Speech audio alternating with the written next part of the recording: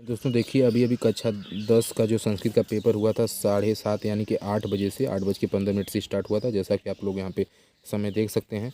सुबह में 8:15 पे स्टार्ट हुआ था। आज था ये पेपर, यानी कि आज है तारीख आपका 29 तारीख है, 29/3/2022 का ये पेपर सर। अभी अभी लास्ट टेस्ट पेपर मैं आपको बता रहा हूँ सर, पूरा संपूर्ण हल बताऊँगा। वीडियो स्किप किए बिना दिखते जाएंगे, मिला लेंगे कितना हम सही करके आए सर।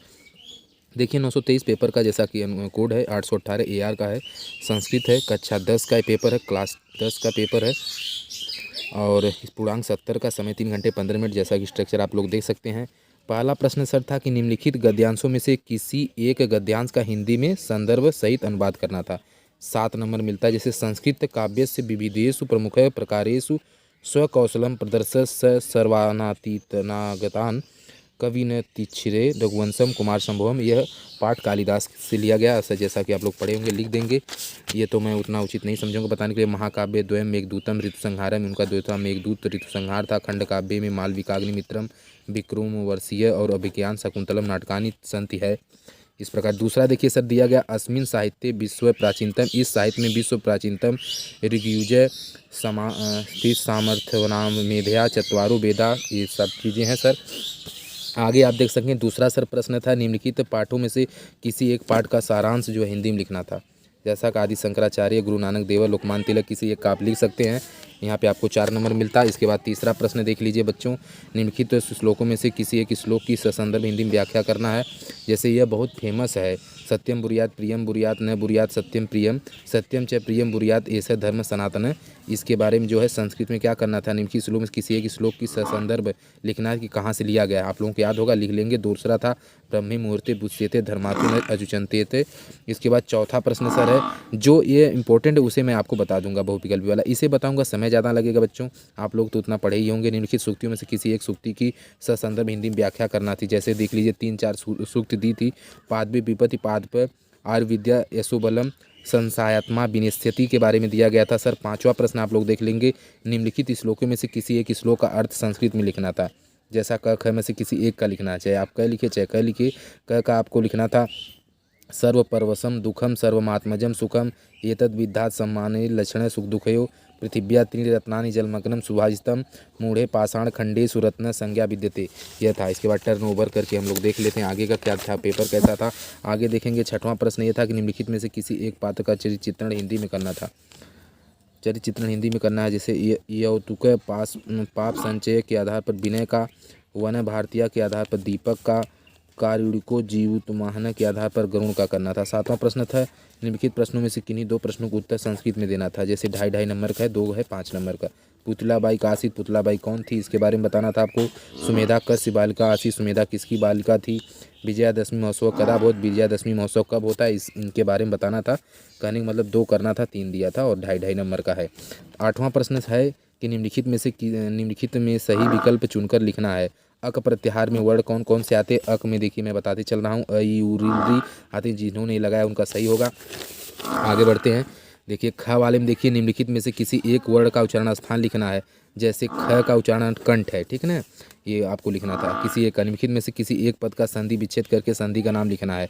जैसे कि हरिश्चंद्र तल्लीन जगदीश, मैं जगदीश का लिखा हूँ, जगत धन इसे जथस्थ संधि है, ठीक है।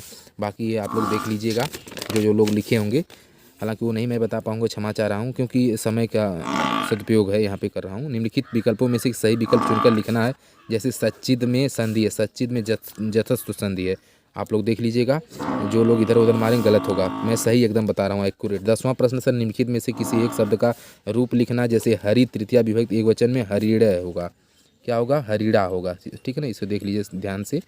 तो कह रहे हैं कि निम्नलिखित में से किसी एक शब्द का रूप लिखना है। जैसे हरि शब्द दिया ना, हरि तृतीया विभक्ति एकवचन का है तो हरिड़ा होगा, ठीक है। और इसी प्रकार से रमा चतुर्थी विभक्ति एकवचन का रमाए होगा। आप दोनों में से कोई एक लिखेंगे, दोनों में बता दिया हूँ, देख लीजिएगा। इसके बाद आगे आइए, ख वाले में देखिए, निम्नलिखित विकल्पों में से सही विकल्प चुनकर लिखना है। जैसे वचसा दिया, वचसा पद किस विभक्ति और किस वचन का रूप है, तो तृतीया विभक्ति एक वचन का, ठीक है। आगे आते हैं। 11वां देखिए, निम्नलिखित में से किसी एक धातु का रूप निर्देशानुसार लिखना है। जैसे भू धातु लिट लकार प्रथम पुरुष एक वचन का भविष्यत होगा। स्था धातु विधिलिंग लकार प्रथम का पुरुष का एक वचन का तिष्ठेत होगा। पा धातु ए लंग लकार प्रथम पुरुष एक वचन का अपिबत होगा। इस तरह से आप लोग जो भी लिखे होंगे सही होगा। ठीक है, अगले ख वाले में आते हैं। देखिए निम्नलिखित विकल्पों में से सही विकल्प चुनकर लिखना है। जैसे पाश्चात्य रूप है, पाश्चात्य लिट लकार मध्यम पुरुष बहुवचन का रूप है। ठीक है सर, देख लीजिए आप लोग। इसके बाद 12वां प्रश्न है, निम्नलिखित सामासिक पदों में से किसी एक पद का समास विग्रह करके समास का नाम भी लिखना है। जैसे उपवनम में तत्पुरुष समास है, त्रिनेत्र में है द्विगुणी समास। इसका जो है क्या कहा है, समास विग्रह करना, तो इसकी समास विग्रह होगी तयाड़ाम वेड़ीनाम समाहार। और पीताम्बर की बात करें, बहुब्रीहि समास है, पीतम अंबरम पश्यस। ठीक, पश्यस।